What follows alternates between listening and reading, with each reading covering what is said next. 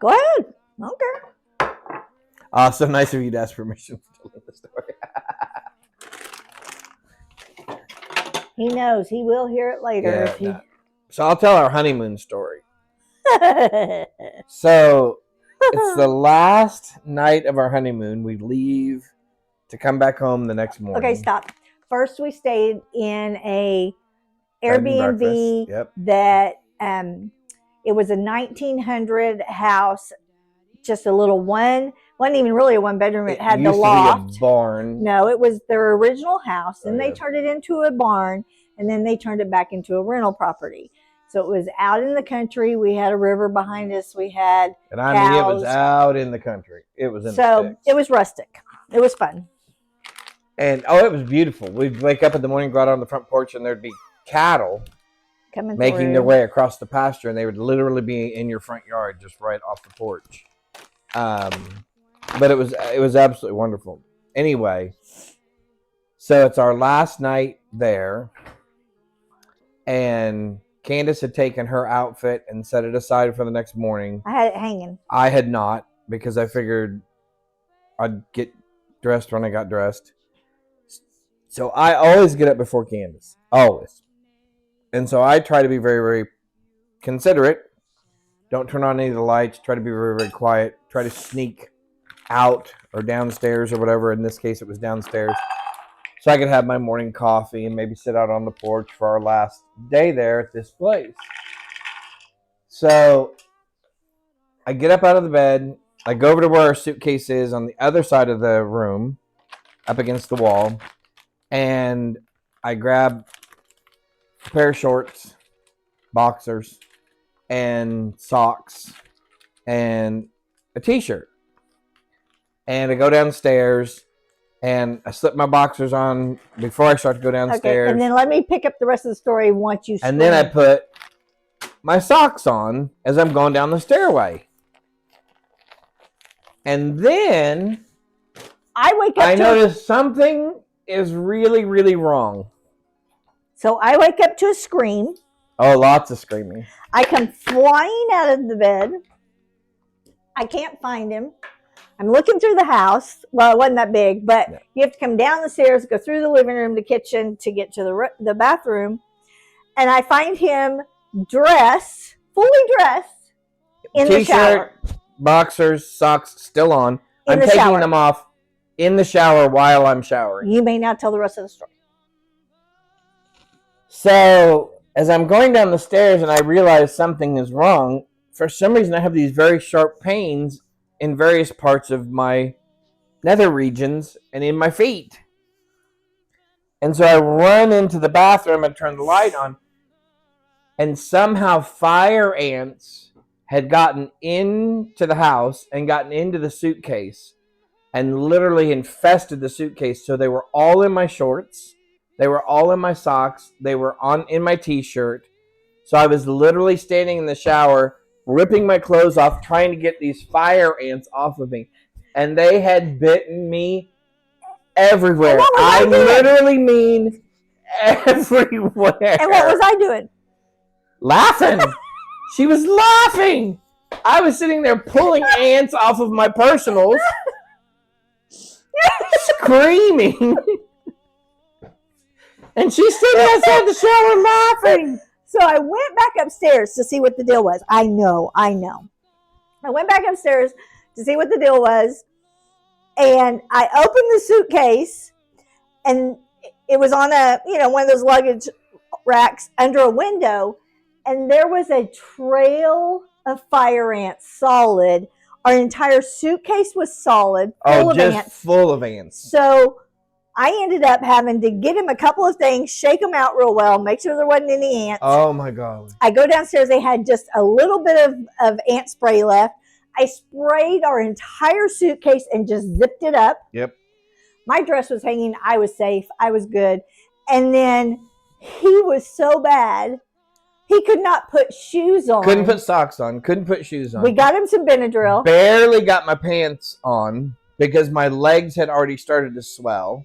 And so I had to drive the 5 hours home because he couldn't wear shoes. He couldn't push on with his feet. I mean, he was just...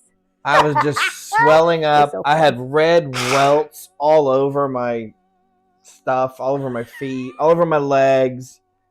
Oh, I I did was buy so you some sick. Benadryl so we could sleep on the way home. Wasn't that nice of me? Yes. Oh, I was so miserable. So that's how What are you that was the doing? last night of our honeymoon. Yep. Yeah, it was a good thing I wasn't allergic. I mean, I had enough bites on me. It would have made me very, What is that? very sick. What is that? Yeah, it was the worst thing. Okay, so we grind these. I like them finely done, not too big at all. So, but he was so sick. I mean, like for 3 days. I mean, the swelling didn't go down for like 3 days. I was nice to him, although I did laugh a lot. So many welts. So many welts. And if y'all don't know fire ants, they're just nasty. Yeah. Oh yeah. They're nasty no matter what. I've had ants and things bite me from other places, but fire ants here in Texas, those things are no joke. Yeah, they're the little red. Well, they're not the really little, that little. They're not the little what we call piss ants. ants. They're not quite that small. They're a little bit bigger than that. They're good size. So imagine you're black. But they black bite ants. you. They bite and then they sting you, almost like a bee would or something. So they're the size of the black ants. Yeah, they're just a little bit. They're just red.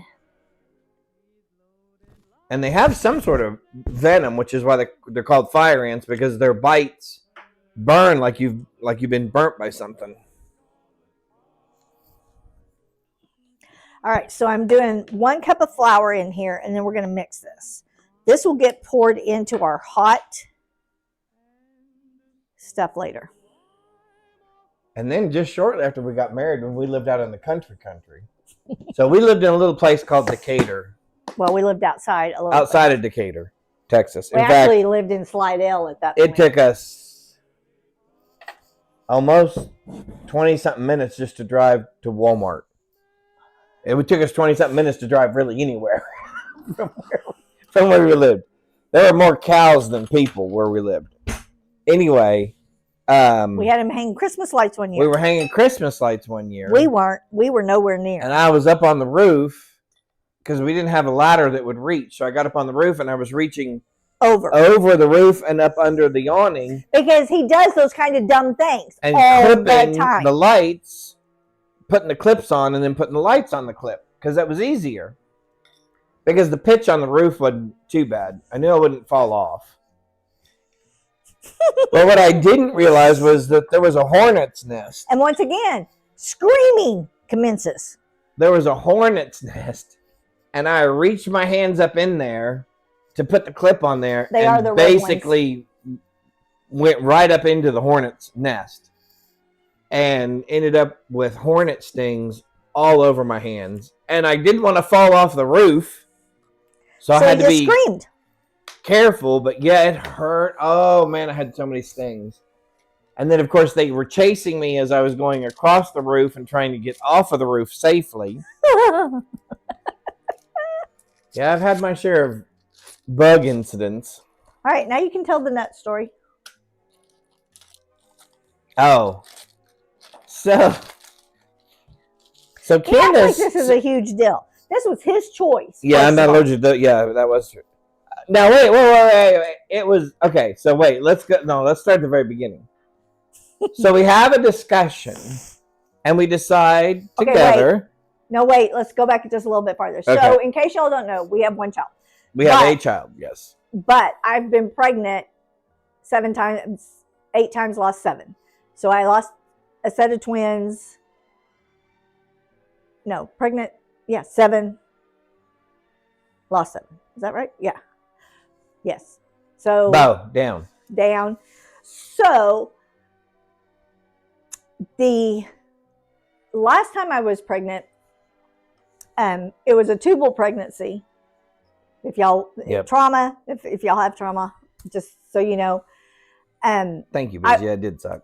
I woke up one morning and he had already gone to work, and I said, I think I'm going to go No, to the let's go back hospital. before that because we had a conversation that we agreed. No, this was after we agreed. This happened, and then I said, I don't care.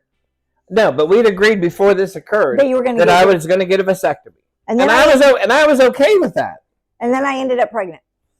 But then I knew something was wrong, and so I said, I'm going to run to the hospital. I mean, I was used to it by now. And he said, no, let me come home. So he came home. We found it was tubal. It had ruptured. So they took that tube, and then I said, take the other one. Take all of it. I'm done. Clean it all out. And so I get home. And I said, I've now had, one's ruptured and will never be good again, and the other one was now cut and gone and cauterized and all that. So I look at her and I said, well, there's no reason for me to get a vasectomy then. And I said, oh, yes, there is. And I figured, for what? For what reason? I'm just making sure there is no way. And what you guys have to understand is this all happened like 2 days before my appointment to get a vasectomy. Right. And I was like, you're going. We have the appointment. So literally, I go, okay, I'll go. So I go. Okay, wait, no. So he says, I said, do you want me to drive you? He was like, no, I've got this. I got it. It's not a big deal. Okay. His car was a standard, not an automatic. You may go on with the story. Which, looking back now, may have been a bad idea. Anyway, I said, yeah, no worries. I got this. So, and the doctor asked me, he said, do you have anybody coming to pick you up? I said, no, I'm going to drive. The doctor thought, you idiot. He said, oh, okay. And I said, my car's a standard. And he said, oh, well, I'll give you a little more medication down there, so you'll be okay. So everything goes pretty much fine. I drive home. It was a little uncomfortable. I gave him peas. I gave him frozen peas. We get home, put the peas on, put the frozen peas on. Well, the next day, Brianna's having a dance recital because she's in dance. And I don't know, it's over in Dallas someplace. No, it was at Arlington at the... Yeah, over in Arlington. It was in the... Which is a long ways away from where we were living. It was at UTA. Right. So it was actually at a college campus. And it was going to be like an 8-hour thing because it was like all of the dance schools coming together for like their big pageant thing. So it was going to be like an 8-hour thing or whatever. And you didn't get to park up close. You were and I told Candace, I said, well, I don't have to go then, right? Because I just had snip. So I'm just going to sit here with peas on. And she said, oh, no, you're going. You're going. So I went, and I sat in those hard plastic chairs. No, they're the wood. The wood ones. Oh, yeah, the wood. I sat in those hard wooden chairs. I don't know what he's whining about. I don't know, 8.5 hours or whatever. Oh, it was so miserable. I don't know what he's whining about. So all that to say, if you're going to go get snip, just make sure you don't have anything planned for like 3 or 4 days. Oh, you big baby. Big baby? Big baby. Oh. That was my knee. So normally, I would use butter anytime it calls for some kind of shortening. But on this, we actually do use Crisco shortening.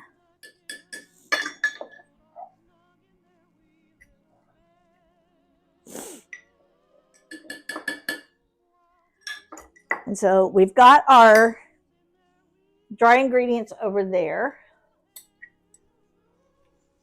I'm putting things up as I go. And then I need a 1/2 cup of corn syrup. See, we make Christmas candy laugh. Lunar was laughing. Biz is all. There's not a lot of men here that need to snip. Scarlett Donata says, my new favorite stream, LOL.